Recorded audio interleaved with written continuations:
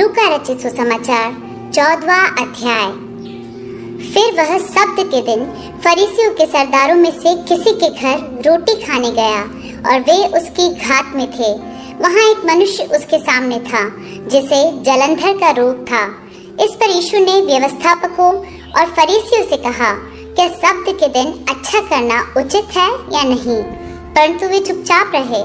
तब उसने उसे छूकर चंगा किया और जाने दिया और उनसे कहा, तुम में से ऐसा कौन है जिसका गधा या बैल कुएं में गिर जाए और वह सब्त के दिन उसे तुरंत बाहर ना निकाले?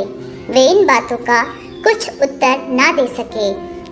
जब उसने देखा कि आमंत्रित लोग कैसे मुख्य मुख्य जगहें चुन लेते हैं, तो एक दृष्टांत देकर उनसे कहा, जब कोई तुझे विवाह में बुलाए तो मुख्य जगह में ना बैठना। कहीं ऐसा न हो कि उसने तुझसे भी किसी बड़े को नेवता दिया हो और जिसने तुझे और उसे दोनों को नेवता दिया है आकर तुझसे कहे, इसको जगह दे, तब तुझे लज्जित होकर सबसे नीची जगह में बैठना पड़े। पर जब तू बुलाया जाए तो सबसे नीची जगह जा बैठ, कि जब वह जिसने तुझे नेवता दिया है आए तो तुझसे कहे, हे मित्र, आगे बढ़कर बैठ, तब तेरे साथ बैठने वालों के सामने तेरी बड़ाई होगी। क्योंकि जो कोई अपने आप को बड़ा बनाएगा वह छोटा किया जाएगा, और जो कोई अपने आप को छोटा बनाएगा वह बड़ा किया जाएगा।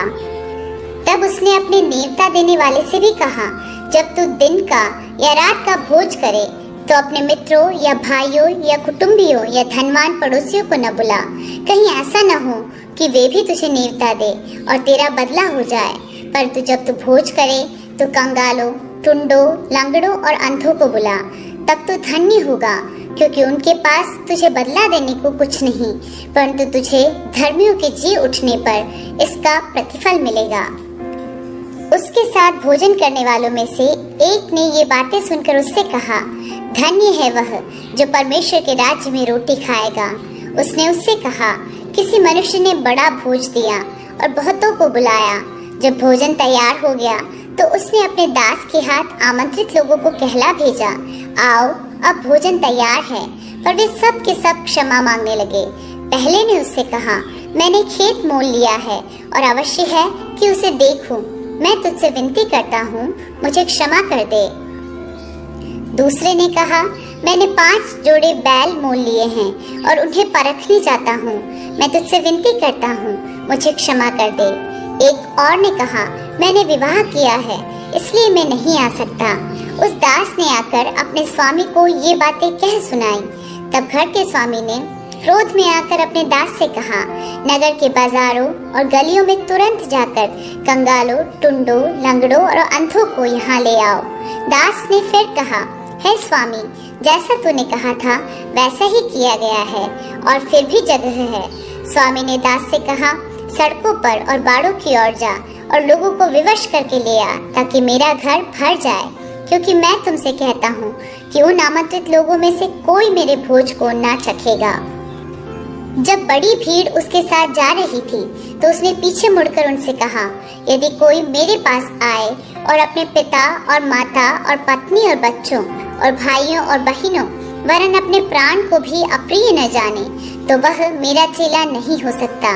और जो कोई अपना क्रूस न उठाए और मेरे पीछे न आए, वह भी मेरा चेला नहीं हो सकता। तुम में से कौन है जो गढ़ बनाना चाहता हो और पहले बैठकर खर्च न जोड़े कि पूरा करने की सामर्थ्य मेरे पास है कि नहीं? कहीं ऐसा न हो कि जब वह नींव डाल ले पर तैयार न कर सके, तो सब देखने वाले यह कहकर उसे ठट्ठों में उड़ाने लगे, यह मनुष्य बनाने तो लगा पर तैयार न कर सका। या कौन ऐसा राजा है जो दूसरे राजा से युद्ध करने जाता है और पहले बैठकर विचार न कर ले कि जो 20,000 लेकर मुझ पर चढ़ा आता है, क्या मैं 10,000 लेकर उसका सामना कर सकता हूँ या नहीं? नहीं तो उसके दूर रहते ही वह दूतों को भेजकर मिलाप करना चाहेगा। इसी रीति से तुम में से जो कोई अपना सब कुछ त्याग न दे, वह मेरा चेला नहीं हो सकता। नमक तो अच्छा है, परंतु यदि नमक का स्वाद बिगड़ जाए तो वह किस वस्तु से नमकीन किया जाएगा? वह न तो भूमि के और न खाद के लिए काम में आता है। उसे तो लोग बाहर फेंक देते हैं। जिसके सुनने के कान हो वह सुन ले।